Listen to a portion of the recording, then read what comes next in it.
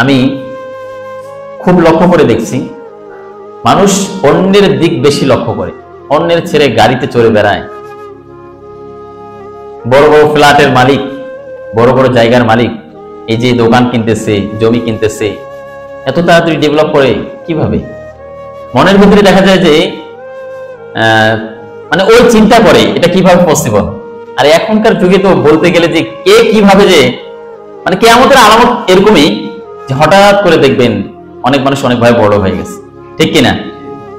কিন্তু হাদিসে আছে ফরজ ইবাদত আদায় করার পর হালাল রিজিক উপার্জন করা এটাও ফরজ, ঠিক কিনা? আল্লাহর ইবাদত করার পরে আপনি যে জীবন যাপন করবেন, যে জীবন নিয়ে চলবেন, এটা কি ফরজ।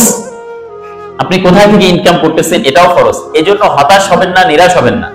অনেকে দেখবেন অন্যের ছেলে গাড়িতে চড়ে বেড়ায়, যে বললাম তো, মানে এগুলো নিয়ে হয়তো এই দিক লক্ষ্য করে বা হিংসামি বা সে আরো ভালো থাকার জন্য দেখা যায় যে বিভিন্ন অবৈধ পন্থা অবলম্বন করে, আছে না নাই?